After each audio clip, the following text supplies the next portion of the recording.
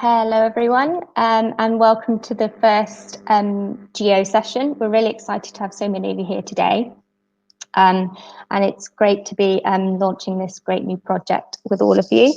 I'm just going to say a couple of words and then I'll hand over to Bob, who's going to be leading today's session all about what is the independent investigation. Bob is an experienced examiner and former teacher and author, so he's very well equipped to be leading the session today, and we're very excited to have him. Hopefully you've had a chance to have a look at the GEO website already, but in addition to lectures and tutorials like this one, there's also interactive subject content there for you to explore and quizzes to test your knowledge as well. You should find the link in the video description, and that will take you straight there so you can start exploring. If you have any questions throughout the session, please just leave them in the live chat and Bob will answer them at the end. But please could you keep any questions and comments related to the session itself. I'm going to hand over to Bob now, and my face should disappear, and we hope you all enjoy this session and the other great sessions we've got coming up as well. Thank you, Harriet, and hi everybody. Welcome to this first Geography Education Online session. And this session focuses on the independent investigation and basically what it's all about. My name is Bob Digby and I'll be running this session myself. There are two names on the credit here, mine and David Holmes. David joins me next week for the second session and for subsequent sessions that we may be involved in. But for today, you've just got me, I'm afraid. So the focus is what the independent investigation is all about. Now, I want to say a little bit about the purpose of GEO and how it fits in with what's going on in schools and colleges at the moment, because I think it's particularly apposite that we're running this at this time. There are always a few students who start their independent investigations, or to give it its proper examination modular name, the NEA, non-examined assessment. They always come back in September, perhaps sort of kicking themselves about the fact that the idea they had back in the summer hadn't quite worked out, or they've collected some data and so on. This is actually going to make the assumption that those listening haven't done anything about the independent investigation, whether they hope to or not. It's starting from the sort of baseline, really, about how you need to think about the investigation. One person has just asked on the chat whether or not they should be taking notes. It always helps to have a bit of paper, but I think the main thing really is to listen, get the sense of it, and jot down any ideas that you have during the session that might come to you as a result of anything that I've said or that you've seen on screen.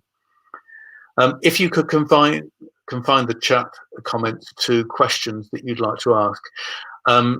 Being a male, I can't multitask. So I'm doing the presentation for you, and occasionally I'll be looking up on screen to see what questions have come in. I can't really multitask and do those things at once, but if questions do crop up, I'll try and drop them into appropriate points in the session. I've divided this session into 4 sections, so perhaps each time the section changes, I might just take a look at the questions that have come up and see whether there's anything worth answering there at that particular time, or whether I'll save it until the end. Okay, so on with the session. So the purpose of today's tutorial is to give you an overview of what the investigation at A-level is all about. It's called the independent investigation because it does have to be done independently. I'll explain all about that as we go through this broadcast this afternoon. And it really is intended for those who've done either no thinking about their study, perhaps because of the way that lockdown occurred, or very little thinking about their study. And if you're sitting there feeling guilty because you haven't done anything or haven't done very much about your study, don't worry about that. The purpose of this session is not to worry you. The purpose of this session is to very much give you confidence in thinking about and getting a start on what might turn out to be a really successful study for you. And I very much hope that's the case. So what I'm going to cover is I'm going to outline the nature of the independent investigation. So we start from base, and you know exactly what it is and what its significance is and how you go about doing it. Secondly, I want to give you a few starting points. If you haven't thought of an idea, again, don't beat yourself up over that. Let's just start thinking about how you might go about choosing a focus for study. And there are lots of ways in which you can angle your thinking, if you like, and start thinking about what you might like to investigate. Then I'm going to look briefly at some of the qualities you need for success, just at this particular point, just in the early days, and then give you a few pointers for putting together a good proposal. Where you're aiming for, I suppose the first marker in the sand, if you like, for you, will be putting together a formal proposal to give a title and a plan and some ideas about data collection, etc., for your study. And that's probably going to take 2, 3, 4 weeks to put together. So by the time you get to the end of this broadcast, that's where I'm going to finish today, getting you to the point where you can actually put together a good proposal. So I'll start by looking at what the independent investigation is, where you might start with ideas, the role of fieldwork in the independent investigation. That's one of the things that marks it out as being really quite discreet and unique from any other A-level investigation, and something that we call the inquiry process. And I'll focus the second part of this discussion really about the inquiry process, what we mean by that and how you follow it. And then finally, as I said, how to put together a proposal. So hopefully you'll feel at least well skilled up in knowing what you've got to do or what you hope to do by the end of this broadcast. So into the first part then, what's the independent investigation? Well, it's got several names. Some people call it the independent study. Some people call it the individual study. Its formal name is the non-examined assessment, or the NEA. That's what you'll see if you open up any syllabus or specification documents that you're following, whichever exam board you're studying. It's also known informally sometimes by students as coursework. So all those things, we're talking about the same thing. I'm going to call it the independent investigation, but if I slip into the NEA every so often, that'll be just down to habit. It's significant. It's worth 20% of your A level.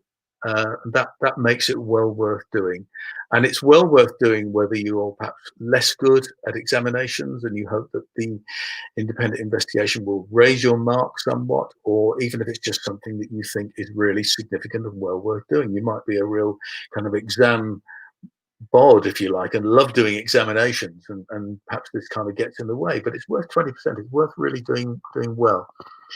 It's a report. It's not a formal essay. If you're doing essay subjects, as they're sometimes lumped together and called, like, for instance, English and history, you'll do essays in geography for sure, and you have to learn essay writing, but this is a report.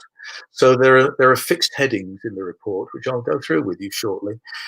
And in total, you ought to be aiming for a report of between 3,000 and 4,000 words. Now, that's recommended.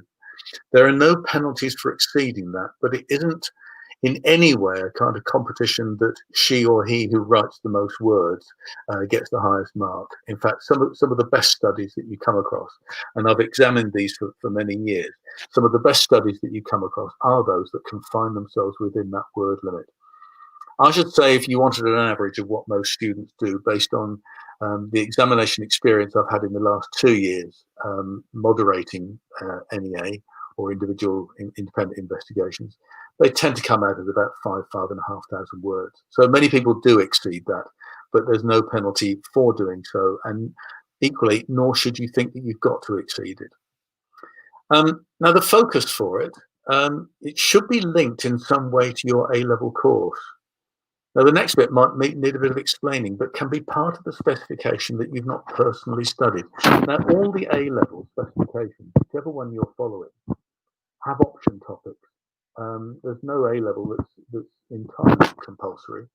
So that, for instance, if you are studying for OCR, you'll be studying geographical debates at some point, which you have to study 2 topics out of 5. If you're doing Edexcel's specification, you've got a choice, for instance, of topic 4A, which is about regenerating places, or 4B, diverse places. Now, you might be studying regenerating places, but you might find actually something about diverse places in the specification that you really like the idea of investigating. So as long as it's related in some way to the specification you're studying, it might not necessarily be part of the topic that you've personally studied. Equally, there might be topics lying ahead that you haven't yet been taught, but which you'd like to do some fieldwork in. That's perfectly okay. You just need to be able to make a link in some way to the course that you're studying. Rest assured, that's not difficult. I'm going to give you some ideas in a minute about thoughts and ideas that you might have. And I don't think you'll find it difficult to link it to an A-level specification. One thing you do need to focus on, The title must be unique to you. So if you're, for instance, in an A-level class, let's imagine you're in a college where, for instance, there are, say, 22, 23 people in your class. Your work has got to be quite uniquely independent and different to that of anybody else. That said, if, say, 4 or 5 of you go out and collect data on a particular topic, you can share the data and you can do similar topics, but your title has got to be unique to you.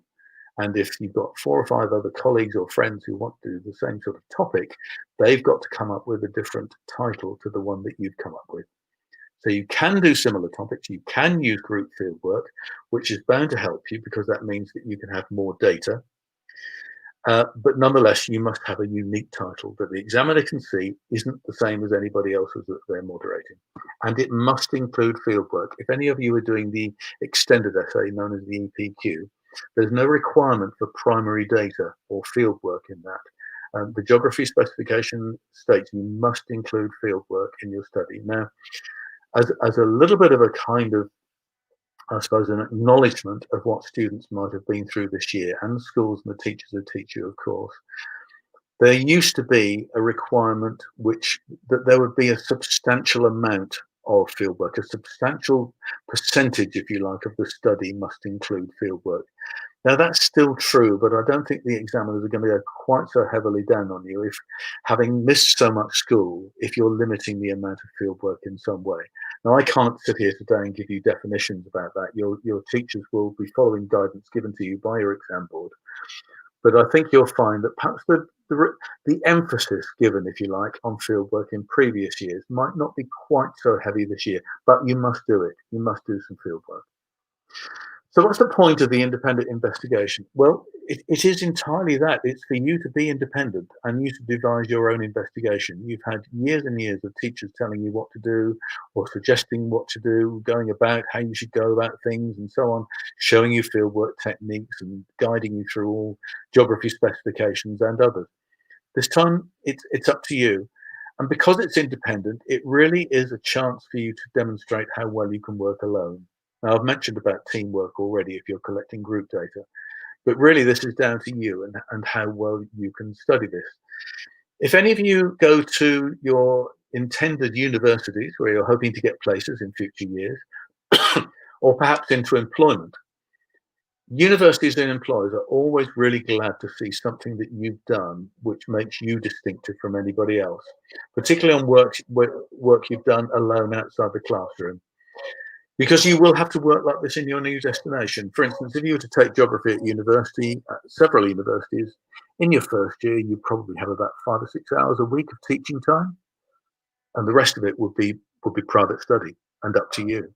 So it's always good for universities employers to know that they're looking at people who've got experience of working independently and working alone outside the classroom, because that's what you'll have to do in your new destinations.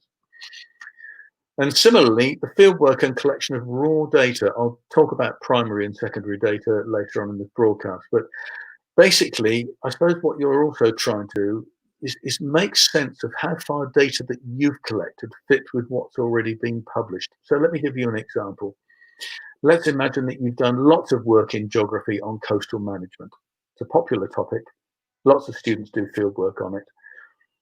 Now, there's lots written about coastal management, about different techniques, about whether it's groins or riprap or whichever techniques you care to study.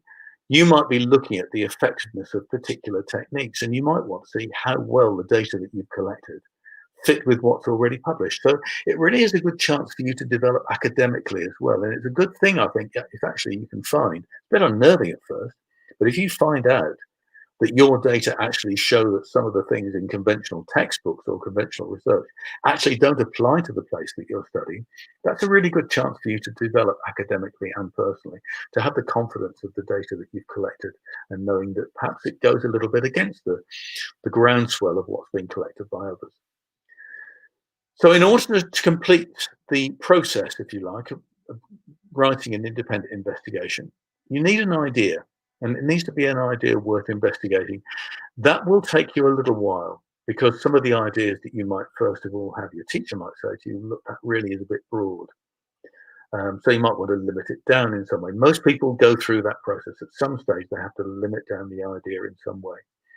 You start thinking about ways in which you might collect data. And so far, you're allowed to discuss all those ideas with your teacher. That preliminary kind of embarking on a topic, thoughts about data that might be collected, fieldwork that you've done in the past with your teacher. At that stage, you need to start thinking about a proposal form with an individual title, and that's where you begin to be on your own. Now, I say begin to be, you can collect data, that's the next stage. You collate and you present the data, and they may be data which have been collected by more than one of you in a group. Where you go after that is you're embarking on writing a report to analyze the data, draw conclusion, and evaluate the study. So that's it, if you like, in 6 bullet points. You hand it in, that's the 7th. Generally speaking, most schools and colleges insist that work comes in no later than mid-March. There's a reason for that, which is your teachers need some time to be able to mark the work. It takes most teachers probably 3-4 weeks to get all their independent investigations marked. So you're probably talking about mid-April by the time they've marked. They give you the mark and you're allowed to appeal against it. And that has to be, you're allowed 4 weeks, a 4-week period in which to appeal against that if you feel you've been unfairly treated. Very few people do, but the right is there. Now, the reason that's important is because the samples and the marks have to be with the exam board by the 15th of May. So working back from that, really, your study needs to be in no later than mid-March, and your teachers may ask for it, and they're perfectly entitled to do so, to set a deadline, which might be February half term, or it might be on the first day back after the Christmas break. Your teacher will decide that, and that's when you need to do it. And your teacher will do that in the knowledge of things that are going on elsewhere in school as well, like mock exams and all the other work that you have to do as part of your A-level. So trust your teachers. They know best about how your workload is likely to pan out over this coming year. Your teacher then marks the study and sends the marks to the exam board. So that's a kind of synopsis of the process. Now, what makes a good study? A few ideas, first of all. Here's some basics. First of all, most people have a question that they want to investigate. Not everybody. Some people come up with a hypothesis, but questions are a useful device, first of all. If you're doing something very scientific, for instance, in physical geography, if you're looking at beach sediment, or you're looking at, for instance, infiltration rates within a valley or something like that, it's okay to go in and have a broad hypothesis, but most people find that questions work for them. I'd say probably 90% of studies that I see, the title of the study is a question. And it needs to be one that you understand and feel that you can answer. Doesn't matter if you find out you've got the question, you came up with an answer you didn't expect. Nonetheless, you've got to feel that you can answer that question. I mentioned earlier on about the report format. So with section headings, aims and introduction will be your first heading, whatever topic you choose. Then methodology, then results presentation, analysis, conclusion, and evaluation. And that means to say that if you're, for instance, taking sciences, or if you've taken quite a number of sciences at GCSE, you'll recognize that almost like a sort of scientific experiment of sort of aims, methods, results, conclusions, that kind of thing. There's quite a focus in this study on conclusions and evaluation and things like reliability of data and that kind of thing. You'll probably remember those terms from GCSE. What makes a good study? Well, it's got to read from start to finish, beginning, middle, and an ending. A friend of mine who's a former chief examiner starts, when she talks to students in this kind of way, she says, tell me a story. And it's got the beginning, the middle, and an end. And so it reads from start to finish. To help break that up, you need subheadings, so they can be used wherever they help. Got to be easy to find things as well. So you need to number your pages for your own benefit, so that you can refer to things that you want to cross-check with, or give figure numbers, graphs, maps, and so on, that sort of thing. That takes you quite a while, actually, at the end. So try not to be a last-minute merchant if you can possibly avoid it. And you've got to check it for sense, for syntax, grammar, and spelling, and so on. So there's a short synopsis of what makes a good study. Now, this is the launch of Geo this afternoon, this first session. And these Geo sessions, and there are 10 in total, they can help you. And I've identified 2 particular ways in which they can help you. First, the series of 10 tutorials that includes this one, they're designed to help you think about ideas and to give you thinking, if you hadn't done much or any already, about data collection methods you might use. Now, there's two about the independent investigation generally. This is the first of those. The one next week, in case you're thinking this might be something you want to come along to, it's more intended for people who've got their data already and are ready to embark writing it up and thinking about how to put together the study. Now, that will be recorded, so you might want to not want to attend it now, but you might want to come back to it when you've actually got your ideas, you've got your data collected and so on. So they're all recorded, you can play it back. There's then 5 on particular themes, and they run across the range of topics at A level: carbon cycle, place identity, water cycle, glaciation, and regeneration. 5 themes found across all A level topics, all A level specifications, to give you ideas about how you might go about putting a proposal together in any one of those topics. It's not limited to those. You might just go completely off menu and do something different, but they're 5 to help you. Then 1 to help you think about using geographical information systems, GIS, in your inquiry. And then 1 finally to help you organize yourself and keep on track. So those future broadcasts, they're going on during this autumn term. They'll be given to you, and they'll be given to you by a range of experts. So I'm guessing that's why I've been brought in here this afternoon, because I've got 35 years teaching experience, so I'm familiar with students and how they work and how they approach independent study. I've also done examining as well, and moderation of work samples for different exam boards. So again, I and other people that you meet on this journey will know the standards you need to aim for to help you achieve. And then doing the particular skills topics sessions, the tutorials, will be Field Studies Council tutors. Now, they're real experts in teaching students on field work and data collection. That's what they do for a living all day, every day. So you have access to specialists in their field to really help you, not just think of ideas, but actually really skill you up in getting ideas about how to get good quality, reliable data. Okay. Part 2 then, where should you start with ideas for your independent investigation? I'm going to give you a few ideas just from things going on in the world outside, the world beyond your school or your college this afternoon. I'm speaking to you from deep in rural Cornwall. So I've given you a few ideas about what you might look at.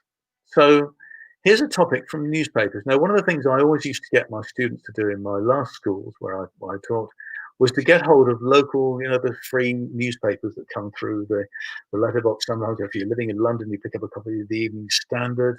I'm going to show you some examples of, I think it's the Blythe Chronicle from Blythe in Northumberland shortly. Local papers where there are things going on. And you'd be surprised what things, once you get looking at them, you start seeing geography. So this one, 2 city nightclubs could be forced to close over a row with flats developer. And this is about the closure of 2 city nightclubs and the plan to convert those into apartments. And what's that got to do with geography? Well, leisure is a pretty important aspect of geographical study. It's changing the nature of places, so place identity and place recognition. You can argue that it's redevelopment, so it might be linked to regeneration. There's lots of ways in which you could tie this quite easily to some urban geography. So there's one newspaper article. Here's another. Something about Lewisham. Now, Lewisham is a borough, one of the London boroughs in South London, about 280, 300,000 people. It's way too big for you to study. But this is all about something from Property News, which says that Lewisham could be part of the Bakerloo line by 2028. Well, that's only 8 years ahead. And that's all part of regeneration. So will it flourish on the back of this? Now, it's hard to put together a study that looks at the projected future, because if you've been thinking about a year back, we'd never have predicted any of the things that have happened in the last year might have been happening. But nonetheless, you can get people's attitudes and ideas about the way in which space is being used, or the way in which places might change and regeneration might change Lewisham. So there might be something to investigate in terms of people's attitudes and thoughts about this proposal to change Lewisham. Equally, another one about Lewisham, again in South London, and this is all about the Bakerloo line extension, one of London's tube lines. It draws in other studies of other parts of East London, which named Hoxton and Dalston, which have undergone similar changes. So places which, for instance, have had new bus links or train links or overland routes, so on, linking places with different places.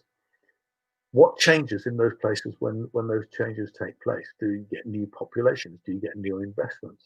So again, you can see a strong thread of urban geography just from looking at these local urban newspapers. So look through your local paper, look online as well at local news where you live. Think, what have these got to do with geography? You might be surprised in seeing just how much this subject that we study that we call geography really has links with what goes on in other parts of the world. So let's move northeast now to Blythe in Northumberland. And again, some other changes going on. From YI to the shipping container garden, projects changing the face of the northeast. And this is a complete change in character from Blythe in Northumberland, a traditional mining settlement, and the way in which new housing proposals following the closure of the mine many, many years ago have changed the nature of Blythe. There are plans for a new rail link into Blythe and new stations, new train links to take people to work in Newcastle and Gateshead. And again, the character of Blythe changes as a result. It's all part of a big local plan. So Northumberland's draft local plan and what it means for houses, jobs, and the green belt, very much to do with geography. So anybody, again, living in the northeast, there's some thoughts for you. You might be sitting, maybe watching this from Cornwall or Devon, close to where I am, and maybe you might think, actually, there are local changes going on in Cornwall and Devon as well. So don't think of studying these places unless you're living there. Think about places that might have the same kind of story to tell as these articles seem to be suggesting. The final one, which again you might not think necessarily something you'd get an independent investigation out of, but Blythe beach huts in one of the cheapest areas of housing in the UK, in Blythe. There are beach huts there which go for a great deal of money right on the seafront, and they don't always, the prices that people are willing to pay don't always go down particularly well with local people. So there's a kind of conflict there about how you rent one, how much it costs, and what the rules are. So again, maybe some geography there in place characteristics, place identity, and so on along the beach huts along the seafront in Blythe. Using those, think about changes in your area and what's going on in the place where you live, and what do people feel about changes that are going on.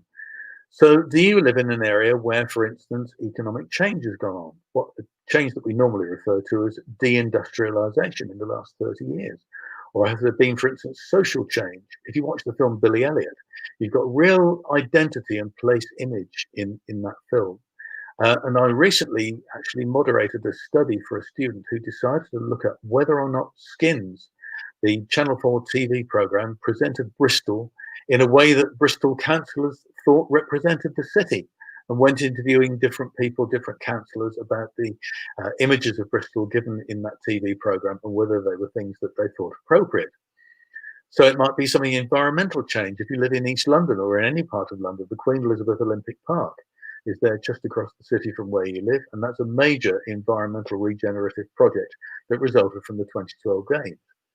So I'm sure you'll be able to think of lots of similar kinds of things. They might only be small. Not everybody's got a Queen Elizabeth Olympic Park-sized regenerative change on their doorstep, but smaller changes going on in your area might well spark some ideas for you to study. Sometimes you get big ideas given a local focus, like how sustainable is regeneration at, well, X, think of Brighton or Portsmouth or wherever you might happen to know, or how are social changes and population shifts affecting a locality.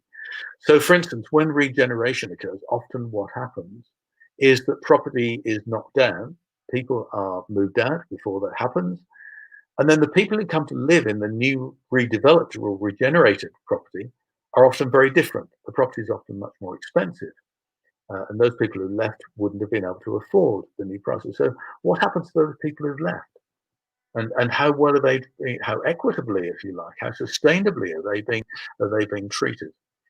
And then you might think about proposals for the future. Now, you'll see the letter and number there, HS2, in that final bullet point. I'm not suggesting that you should look or even think about doing something about the impact of HS2, but if you live somewhere within reach of that route, you might well consider, what does one small community, and you could take a smaller community as maybe 10 or 20 houses. What are their attitudes towards something like HS2, or if it's in Somerset, for instance, Hinkley Point Nuclear Power Station? What are the attitudes of people? So think about those. Take big projects and maybe local attitudes towards it. And don't think that this has to be a big study. A study taken and a data set taken from just a few houses and streets is really all you need. Let me throw in a few more ideas. You might be thinking about topics that you've been taught so far from your course, and you might have been taught about changing places or coastal landscapes. It's also good to have a look at the future specification that you're going to be taught this year in case any ideas occur there, like water or carbon cycles. You might have done some field work already, had a coastal day, for instance, on the south coast of England, or you might have been over to Holderness on the East Yorkshire coast, or you might have had a day looking at urban regeneration, for instance, in Manchester. You might have, for instance, interest in topics from the news, people's experiences of migration, or how your local place has changed during COVID-19 lockdown and people's experiences of it and their experiences of employment, or how they did their shopping, how land use changed around, which businesses survived, which didn't. I would imagine that every single student listening to this broadcast this afternoon could investigate just the street in which they live about what happened during the COVID-19 lockdown and people's experiences of it. And you'd all come out with completely individual titles. You might have the same topic and the same proposal, but actually your area that you're investigating would make your study completely unique. I would have thought there's geography there sitting there shouting at you saying, look at me, pick me, because that one is certainly something which I should think anybody listening to this broadcast this afternoon would be able to take a good stab at. Then from your own interests, well, music, literature and art don't always seem in people's minds to link with geography, but landscape paintings and portraying places in particular ways through the medium of art or literature, the way in which literature, again, presents a view of particular places. What about music? If you've got particular interest in music, particular times and generations, you might be interested in Manchester music from the 90s or something like that, about the image of the city and the way in which the city is portrayed through that music. There's something there as well. So lots and lots of ideas. Just a word of warning, whatever idea you come up with, do make sure that you get the scale right. It's important to get a local scale, maybe the area either around your school or college or your own locality. And I'm saying your own locality because for some students who travel to college, they sometimes have to travel quite wide distances from different parts of the city or county where the college is based. So choose somewhere that you've got easy access to, and don't go choosing somewhere that you can't easily revisit if you want more data. It's one thing doing a study and thinking you've got your data finished, and then when you write up, you think, I really need more data on such and such. And if you've chosen something in your own locality, you can go ahead and get the data without any trouble. So try to choose somewhere that is local for you.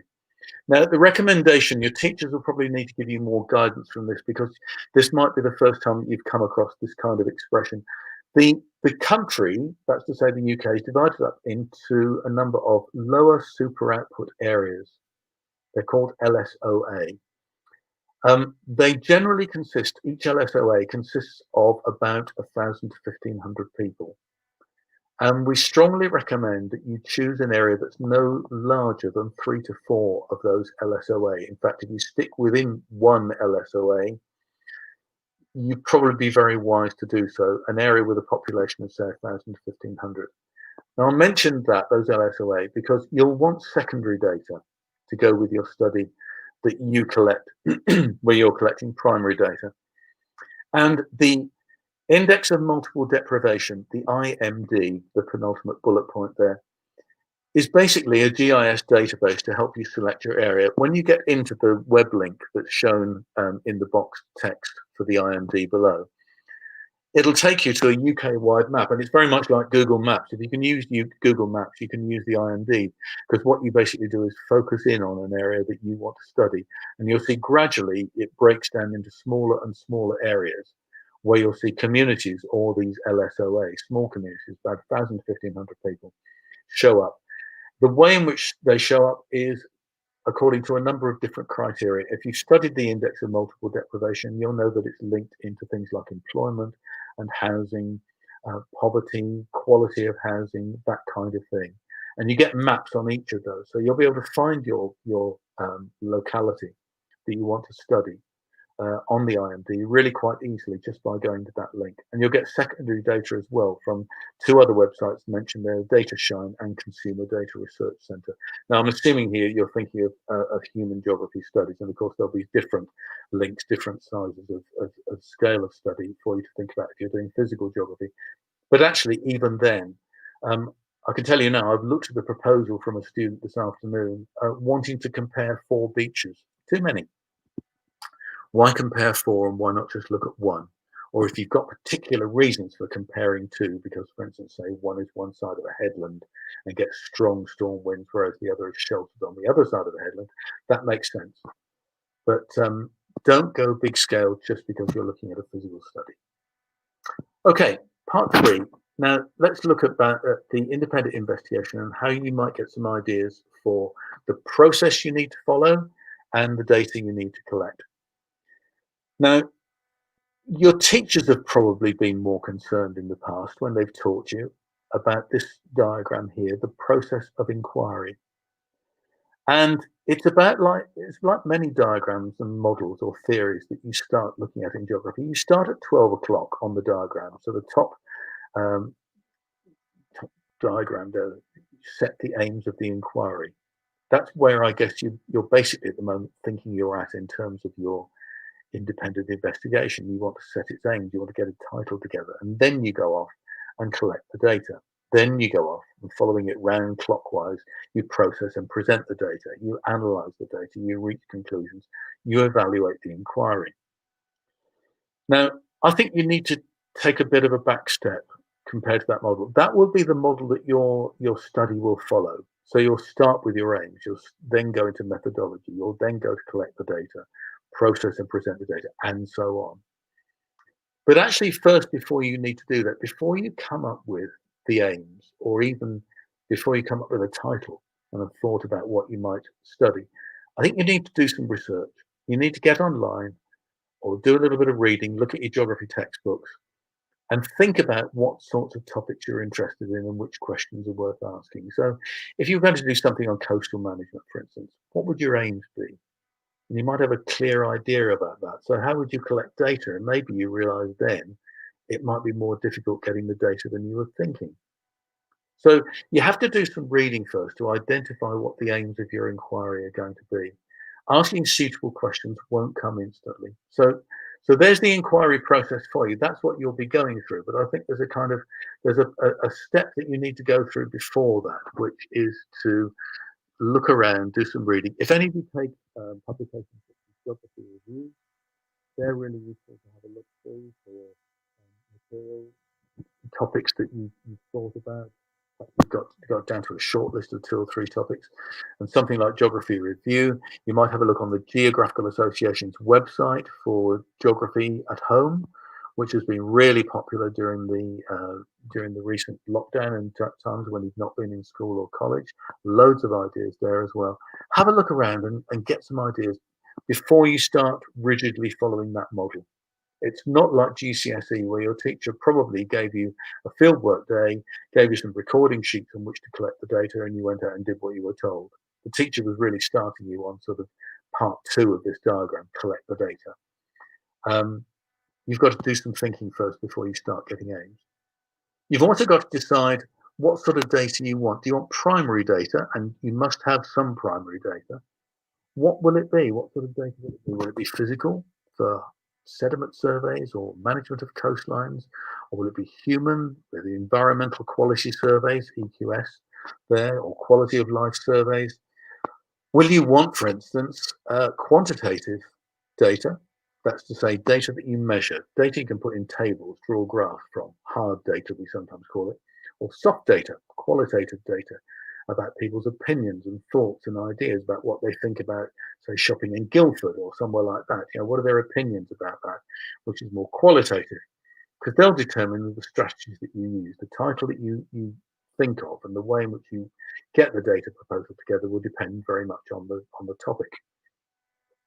Then secondary data, and that's data that others have collected. So there's the distinction. Primary data you collect, secondary data others collect. You might go for data and reports from specialist professional organisations like the Office for National Statistics, or local authority census data, or the Mayor's Office in London, or journals that perhaps you can access through the school library, or you can sign up for a certain number of free articles per week. If you follow The Economist, for instance, on Twitter, you can have, I think it's 3 articles a week, which you can read, which again will give you good ideas for human and economic topics that you might be thinking about. Textbooks, to give you an idea, there are course textbooks obviously that you'll have there. You might want to look at those to get broad ideas. The GA, Geographical Association, does a series of textbooks called Top Spec, which go beyond the usual course textbooks and give you a little bit more data, more detail. So if you want to look at any topics in particular depth, then you might want to go to those. Then perhaps there's appropriate theory and going back to that, or models, and then social media and thoughts about where you might get access secondary data from there. You need to come up with data that can be collected in a maximum of 4 days. This is 20% of one A-level subject that you're studying. And if you're studying 3 or 4 A-levels, put it in perspective. Don't go trying to let this take over your life completely. You won't win any friends with your other teachers, apart from anything else. So the minimum requirements are 4 days fieldwork over 2 years. Well, because of what happened last year, many of you may still have your 4 days still to come. And some of that can be spent by teachers in teaching you the fieldwork skills to help you with your study. They can't get involved in collecting your actual data, but they can help you to learn the skills like developing questionnaires or how to put together interviews, that kind of thing, how to do land use surveys. You can also, if you want to, do fieldwork for your study outside that 4 days. You can take more time if you want to. It's just a sort of slight warning about, don't let it dominate your life. Similarly, if teachers have organised a field trip for you already and taught you particular physical or human fieldwork skills over 4 days, you can get a title from there. But you must have done some independent work within that time so that the title is yours and some of the data are yours. You can't just rely on data that only you, that your group have done, your class has done, and that's it. You really must make sure that the data collection has got some imprint of yours, even if largely a lot of what comes from that is secondary data. You might want to make sure that you've got plenty of different secondary data from anybody else that you're working closely to. And then the option for your teachers is really how to organise that. And your teachers may well say, look, you can take 2 or 3 days this term to go and collect your data. They may be very wary about their relations with other subject teachers if they do that, and you might find yourself forced to do that at weekends. Having had the time out of school, don't be surprised if a little bit of this comes down on your heads, really, to organise yourselves and take yourselves maybe out and collect data during October half term, or maybe at weekends, that kind of thing. You may well need to do that. So organise that work and that thinking with your teachers, and think about how that's going to come about. Well, there's really just another way of saying the same thing I've just said, that you might have 2 days in school. Perhaps you had 2 days already earlier last year before schools closed in March. You might have had a physical day and a human day, and you might just be due 2 more days. Anyway, have a look at that diagram. You can think about how the independent investigation might work for you, and what particular fieldwork skills that you've learned already you might well be able to use. Think too, just a point in the top sort of purple coloured box there, risk and ethical considerations. You'll need to talk to your teachers about risk assessments and about what we call ethical considerations. That's to say, how much sensitivity you show towards environment or towards people when you're interviewing them, or places that you go to and the impact that you make on those places. Talk to your teachers about those. So there's a model there which you might use. 2 days having had, for instance, perhaps back in year 1 of your A-level course, and then days 3 and 4, which you might well be spending collecting individual data or in groups for your own study. Just a brief word about making your study independent. It doesn't, as I hope I've made clear already, mean lone working. You can collect data in groups, But I just repeat, and sorry if it sounds like repetition, but it is important that you realise that you must work independently to come up with your title. And that's got to be done by you. You can take your proposal to your teacher. Your teacher can give you feedback on that, but you've got to come up with the ideas first, together with ideas about data collection and how you might, for instance, think about presenting and writing your report. Just a few outline ideas so that your independent investigation really does show the hallmarks of independence. Now, teachers can check your titles to make sure that those are going to allow you to access the full range of marks. That's the significant thing that your teachers will be doing. Can you get the full, however many marks? Some boards mark out of 60 or 70 or 80. They all add up to 20%. But the teachers will have to be looking at the mark schemes and looking at your titles to make sure that you access the full range of marks. They can teach you particular skills appropriate to your type of study. So they might teach you how to put together a really good interview schedule, but it can't be the one that you go out and use. They'll have to teach you a different one. You might end up with some data that you want to use chi-square data analysis with, and you might be unsure how to do that. Your teacher, again, can teach you that. That's fine. Or looking at things like significance testing. But they can't do that using your results. They can only do that using sort of fictional or others' results from other years. You can work at your own pace, but don't try and take that as an excuse. Don't say, Bob said we could work at our own pace. Your teachers are really entitled, knowing your workload, knowing your school and college and the deadlines for different pieces of work within the year ahead, to give you staggered deadlines to help you manage your time properly. Don't, whatever you do, think you can leave this till the last minute. So a debate for you to have in your mind while you're thinking about developing a topic. Do you stay local, or do you go somewhere to a location where you've carried out fieldwork? So you might have done something on regeneration in East London. You might live, for instance, in Surrey, and you think, well, I'll do something on the Olympic Park. Well, the Olympic Park is terribly popular, and I have to say, actually, from experience, not many people do it very well. The Olympic Park is actually way too big a topic, really, to be looking at. You need to limit it down. If you go to other places, and maybe you go to a place that your teacher's taken you on fieldwork, you'll know that it's geographical because you carried out fieldwork there, and you can collect your group data and use that group data. But make sure if you need more individual data that you can get back there. And that's why I say, I think for a lot of people, when we saw a change in 2019 as examiners compared to 2018, we noticed a lot more students are staying local for their studies. They're using the ideas that their teachers have given them in doing fieldwork in more distant places, but to carry out studies in their local place and to know what's going on there. You've got all the local people, the resources, the newspapers. You can go and get extra data if you don't have enough. And probably because it's really a place might be quite unique to a place that you know, it'll be your study, and you shouldn't have any problem collecting data. Now, your teachers also, they've got rules to comply with, as well as you having rules to comply with over independence. Your teachers can't give you a choice of titles or tasks. You've got to come up with the ideas yourself. They can take you on the field work and all that kind of thing, that's fine. But they can't give you a choice of titles. They mustn't give feedback or guidance to individuals about how to improve work to meet the assessment criteria. So they can't give you templates, they can't give you model answers, excuse me, for the work of specific learners. They can't mark your work provisionally and share that mark with you so that you can go away and improve it. They must not do that. And they can't return the work to you after it's been submitted and marked. They've got to leave it in case the exam board wants samples to make judgments about the way in which the work has been put together and the way in which it's been marked. Okay, finally, just a few slides as we run towards the end of this broadcast about how you put together a proposal. When you look at the form in a minute, and let me just give you a sort of first view of what the form looks like. It looks like that. It's a sheet of A4.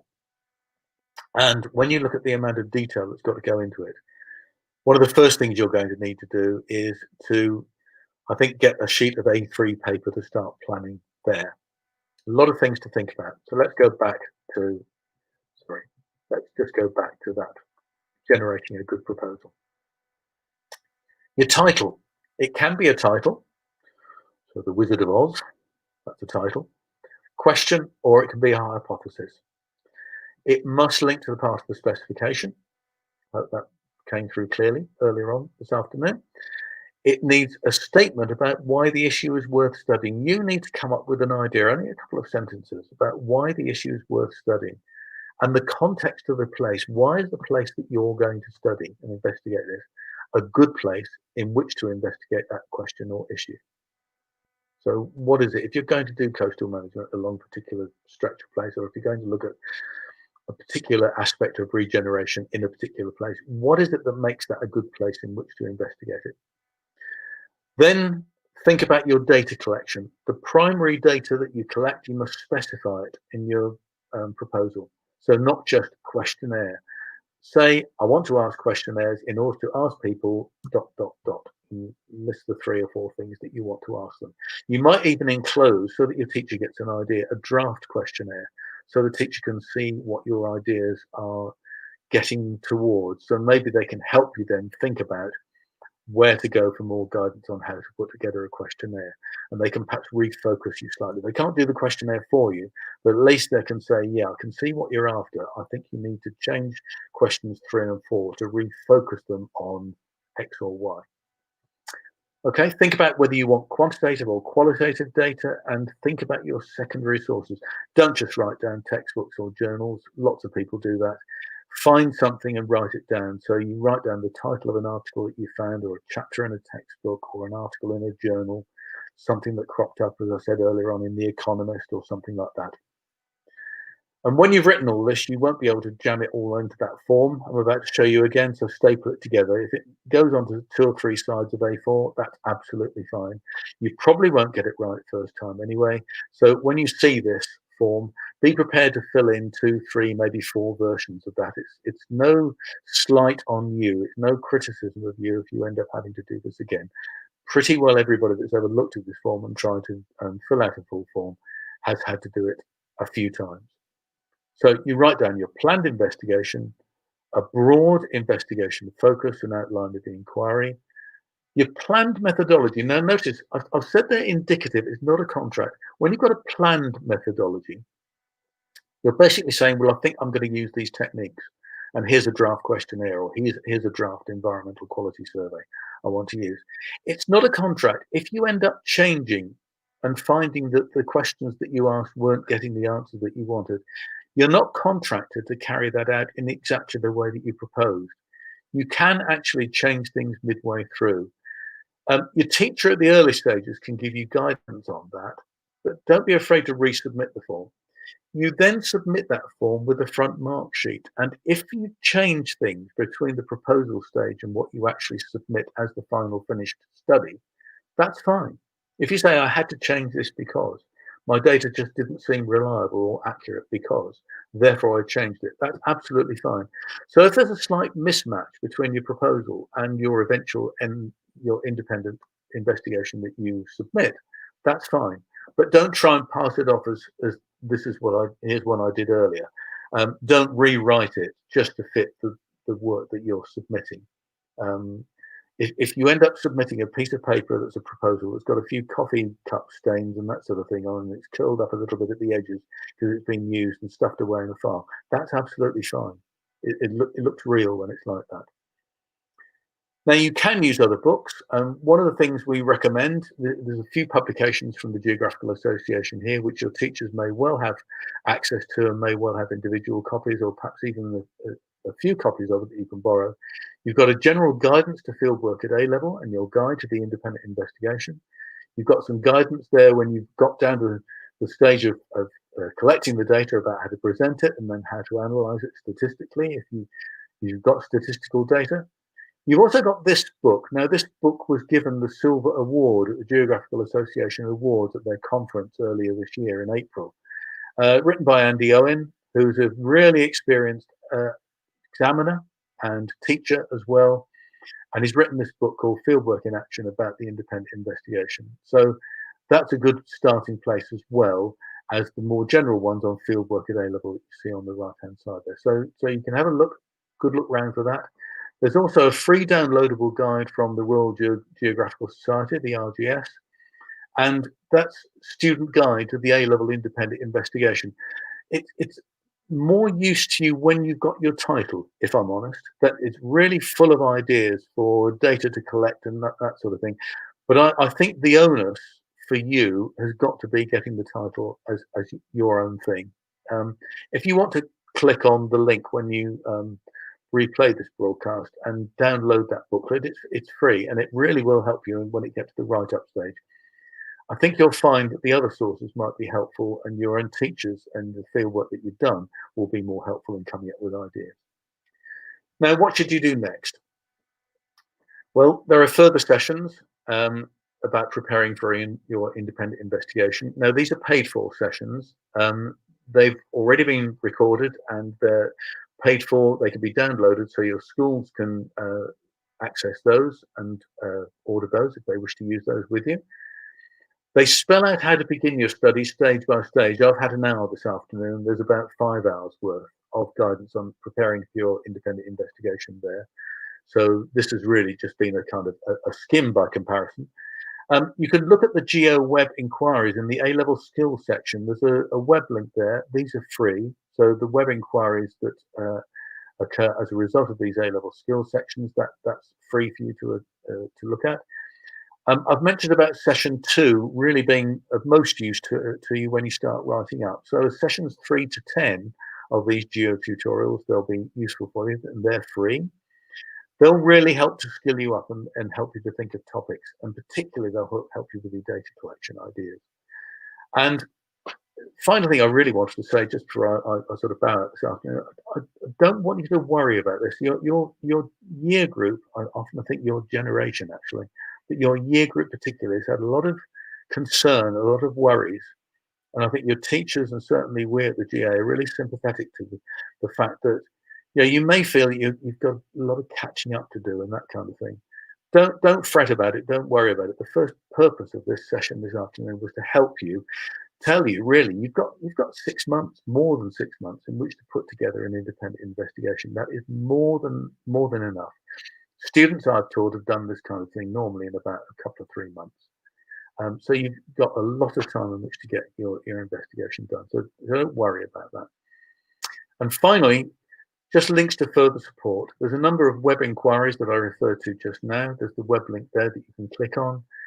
I've mentioned already the GA's webinar series, Getting Ready for Your Independent Investigation in Geography. The link is there. They're paid for sessions.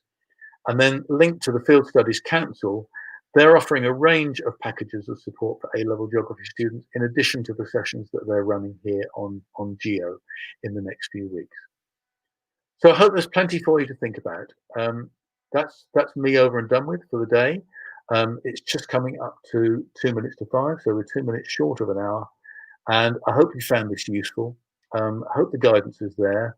I'm going to stay online just for a little while longer, just to have a look and see if there are any questions that have occurred which I need to be answered. So I'm going to stay live for just the next few minutes, and I'll answer any questions then. Other than that, thanks very much for attending, and I wish you the very best of luck with your independent investigation. Thank you very much for listening. Now, one question here I will deal with. Somebody has asked, could we do virtual primary fieldwork data? You can do some. Let me give you an example of a commonly used virtual way of collecting data, which is collecting questionnaires online. And you might well send out SurveyMonkey. You can do questionnaires there.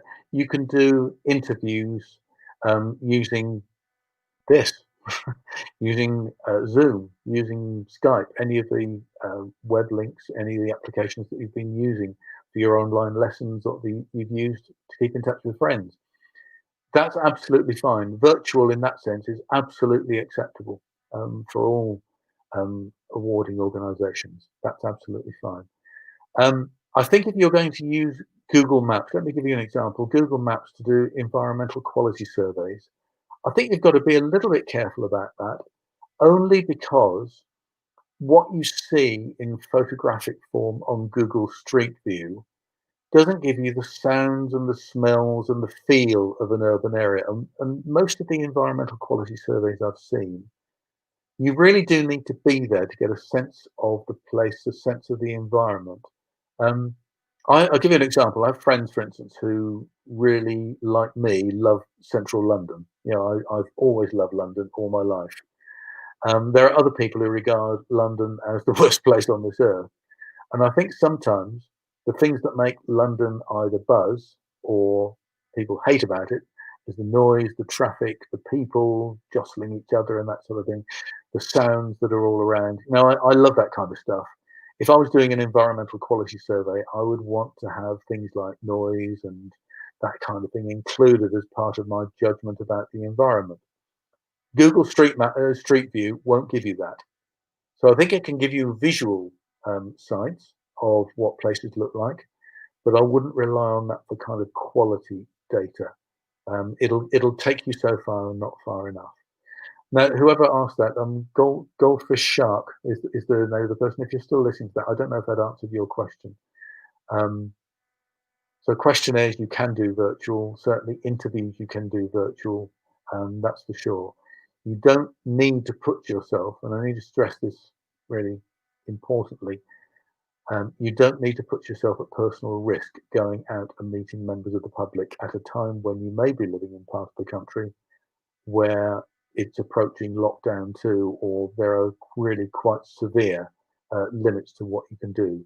For many people, virtual data collection is what you're going to be about. Okay, hope that answers the question. I don't see any other questions at the moment. I will scroll down to see if there's any further. Other than that, I'll say cheerio to you now, and perhaps we'll stop the recording. I can't see anything